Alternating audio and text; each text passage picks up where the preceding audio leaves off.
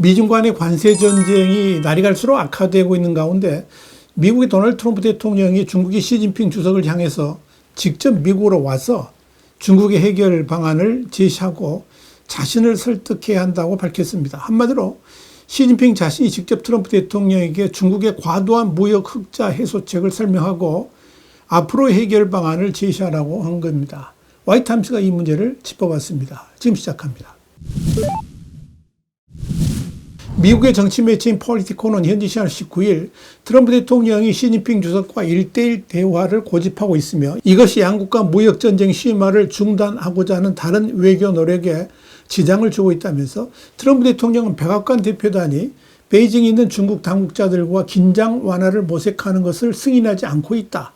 이렇게 보도를 했습니다. 폴리티코는 이어서 중국에서 미국 정부를 대표하는 역할을 하는 주중 미국 대사는 아직 미국 상원의 인준 절차를 마치지 않아 부임하지 못한 상태인데다가 트럼프 대통령은 중국과 대화를 이끌 그 누구도 임명하지 않았으며 백악관은 주미 중국 대사관과 대화를 시작하려고도 하지 않고 있다. 이렇게 밝혔습니다. 폴리티코는 실질적인 접촉이 끊겨 있는 상황에서 두 나라 간의 의미 있는 소통은 사실상 전무하다 보니 단기적인 해결책의 가능성도 위협받고 있다. 이렇게 짚었습니다. 물론 트럼프 대통령이 베이징과 급등하는 관세에 대한 합의가 향후 3, 4주 안에 이루어질 것으로 기대한다. 이렇게 말하긴 했지만 이는 가까운 시일 내에 미중 간의 무역 분쟁이 해결되기를 바란다는 원칙적인 발언이지 특별히 뭔가 진전이 있어서 그런 발언을 한 것은 아닌가 보입니다. 오히려 그렇게 빠른 시일 안에 시진핑 주석이 미국으로 건너와서 마로라고라든지 백악관이든지 어디서든지 정상회담을 하자 이렇게 제안했다고 보는 것이 맞을 겁니다. 오바마 행정부 시절에 국가안전보장회의 그러니까 NSC에서 중국 대만 몽골 담당 국장을 지냈고 지금은 브루킹스 연구소에서 근무하고 있는 라이언 하스는 비공식 외교 채널이 작동하지 않는 이유는 트럼프 대통령이 원하지 않기 때문이라면서 트럼프는 푸틴 러시아 대통령과 그랬듯이 시진핑 주석을 직접 상대하고 싶어한다. 이렇게 말했습니다. 폴리티코는 트럼프 대통령은 미중 간 무역 긴장 완화를 위해 시진핑 주석과의 회담에 대한 의사를 거듭 표명해 왔지만 시 주석은 이런 제안에 거부 의사를 분명히 밝혔다면서 시진핑은 오히려 동남아 국가들을 방문하면서 미국의 관세에 반대하는 국가들을 규합하는 데 열을 올리고 있다고 짚었습니다. 폴리티코는 이어서 정상 간 직접 대화만이 합의에 도달할 유일한 방법은 아니며 미중 양국이 신뢰하는 백악관 특사를 임명해서 협상 정지 작업을 하는 것도 방법이라면서 특사의 경우에 공식적인 정부 대표의 지위를 가지고 있지 않기 때문에 중국 당국과 협상에서 더 유연하고 솔직하게 대응할 수 있으며 추후 양국이 고위급 대표단 회담할 때 대화의 속도를 내는데 도움이 될 수도 있다고 설명했습니다. 여기에 대해서 웬드 커틀러 전 미국 무역대표부 그러니까 USTR 부대표는 재계와 미중 전직 당국자들을 포함해서 활용할 수 있는 비공식 채널은 많다라고 말했습니다.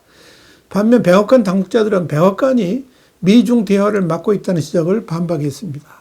브라이언 휴즈 국가안보회의 NSC 대변인도 참모와 고위 참모급에서 다양한 접촉이 계속되고 있으며 대통령이 말했듯이 우리는 중국과 대화를 환영한다. 이렇게 밝혔습니다. 그렇다면 시진핑 주석은 이 중차대한 미중 간의 관세 분쟁을 두고 다른 나라들 같이 국가 정상이 직접 나서서 해결하려고 하지 않고 실무자 간 대화를 고집하는 이유는 뭘까요? 여기에 대해서 폴리티코는 중국은 시진핑 주석이 트럼프 대통령과 직접 대화에 나설 경우 협상에서 우위를 이룰 수 있고 트럼프 대통령이 정상회담을 공개쇼로 만들 수 있다는 우려 때문에 1대1 대화에 응하지 않을 가능성이 크다라고 짚었습니다. 사실 시진핑 주석의 정상 외교 스타일은 실무자들이 판을 다 깔아놓은 다음에 그 위에 숟가락만 얹는 방식을 선호합니다. 자신이 직접 다른 나라 정상과 토론도 하고 딜을 하는 그런 스타일은 아니라는 겁니다. 그러나 트럼프 대통령은 본인이 직접 등판해서 해결하기를 원합니다. 딜도 자신이 직접 하겠다는 의지가 강합니다. 그러니 두 사람 간의 직접 대화가 쉽지 않을 수밖에 없습니다. 여기에 더 중요한 포인트는 시진핑 주석이 미국으로 건너와서 정상회담을 하다가 얼마 전에 볼로디미르 젤렌스키 대통령이 당했듯이 트럼프에게 수치를 당한다든지 예상치 못한 질문이나 행동으로 자신을 당황스럽게 만드는 일을 전 세계가 모두 보는 TV 카메라 앞에서 할 수도 있다. 이런 데에 대해서 공포심을 가지고 있습니다. 그래서 시진핑은 미중 정상회담을 줄곧 중국 땅에서 하자고 제안해왔지만 트럼프 대통령 취임 이후에 첫 번째 정상회담인데 미국 땅이 아닌 중국에서 한다는 것은 사실상 불가능하다는 점에서 정상회담 자체가 성사되지 않고 있는 겁니다. 이런 차원에서 라이언하스도 중국은 젤렌스키 사건 이후에 시 주석이 세계의 눈앞에서 창피당하거나 밀리거나 실패하는 합의의 일부가 될 위험을 매우 경계하고 있다라고 말한 겁니다. 이와 관련해 블룸버그는 일단 중국 당국이 지난 16일 관세전쟁 종식을 위해서 협상할 수 있는 트럼프 행정부의 실무자를 지정해 줄 것을 요청했으며 중국 측은 리청강 정 산무부 부부장 그러니까 차관을 국제무역대표로 임명했다라고 밝혔습니다. 이런 가운데 미국은 중국에 대한 2차 관세 카드를 꺼내면서 중국 고립화를 위한 또 다른 공격을 시도하고 있습니다. 여기에 대해서 블룸버그 통신은 70여 개국이 트럼프 행정부 부가 관세를 놓고 협상을 앞둔 가운데 트럼프 행정부가 그 대가로 중국의 제조 역량을 제한하는 조치를 요구할 예정이라면서 이는 중국이 트럼프 관세를 우회할 방법을 찾지 못하게 확실히 하려는 시도다 이렇게 못 박았습니다. 블룸버그는 이어서 트럼프 대통령의 고위급 고문들은 상대국 관세협상 대표들에게 이른바 2차 관세 문제를 꺼내들 것이다 그러면서 중국과 긴밀한 관계에 있는 특정 국가들에게서 수입되는 상품들에 대해서 금전적 제재를 가하기 위한 것이다 이렇게 짚었습니다. 미국의 2차 관세 카드가 실행된다면 우선적으로 중국이 다른 나라를 우회해서 수출하는 것을 완전히 봉쇄할 수가 있고 특히 특정 제품을 지정해서 이 물품을 수입하거나 수출하는 국가에 대해 미국의 2차 관세를 부과함으로써 사실상 중국을 완전히 고립시킬 수 있다. 그런 의도라고 정리할 수가 있을 겁니다. 이런 방안이 미국 정부로부터 거론된다는 보도가 나오자 중국 정부는 그런 일이 벌어질 경우에 대등한 반격 조치를 취할 것이라면서 발끈하고 나섰습니다. 중국 상무부 대변인은 21일 기자회견의 문답 형태로 홈페이지에 게재한 입장문에서 자신의 단기적 이익을 위해 타인의 이익을 훼손함으로써 이른바 면제를 받는 것은 호랑이에게 가죽을 요구하는 것이다. 그러면서 결국 실패할 수밖에 없다라고 주장했습니다.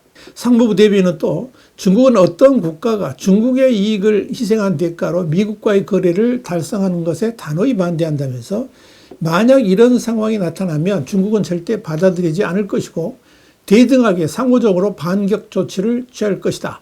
중국은 자기 권익을 지킬 결심과 능력이 있다. 이렇게 강조했습니다. 문제는 중국이 아무리 반발을 한다 해도 지금의 난관을 헤쳐나갈 방법이 없다는 데 있습니다.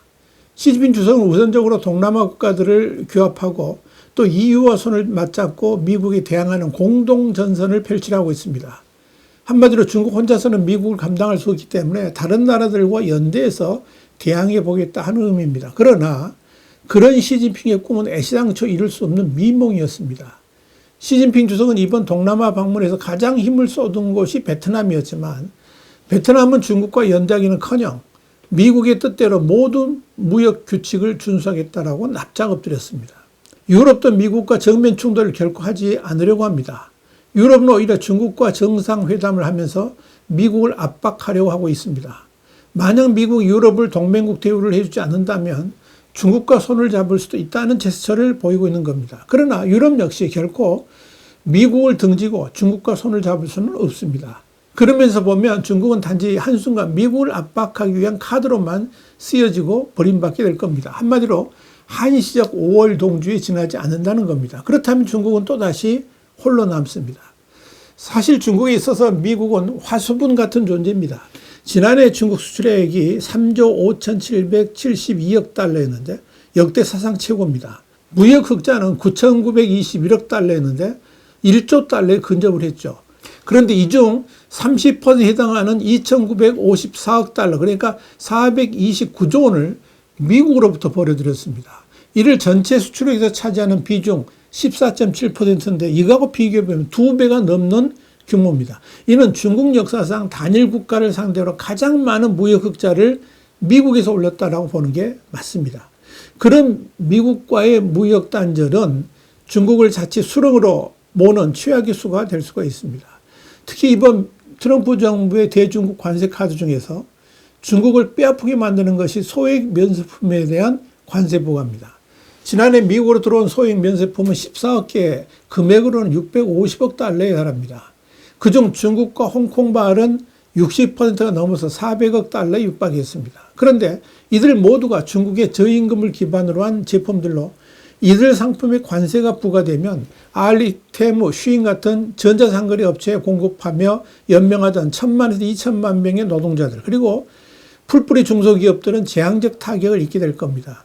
이는 중국 당국의 숨을 막히게 만드는 특단의 목조르기 수다. 이렇게 봐도 과언이 아닙니다. 이렇게 대중국 관세 부과가 촘촘해지고 이로 인해서 사실상 중국의 중소공장들이 문을 닫게 된다면 중국은 완전히 뒤집어집니다. 그런데도 시진핑은 자신의 체면만 생각하면서 트럼프를 직접 만나지 않으려 한다면 이는 국가 정상으로서의 기본이 안 돼 있다라고 봐도 무방할 겁니다. 결국 선택은 이미 중국에 넘어가 있다라고 봅니다. 나라가 망하는 길로 갈 것인지 그럼에도 불구하고 시진핑 주석이 과감하게 자리를 떨쳐나와 트럼프 대통령과 맞짱을 뜰 것인지 수많은 사람들이 이 세기의 대자를 주목하고 있습니다. 화이트하우스 국제정세 분석의 추구리였습니다. 감사합니다.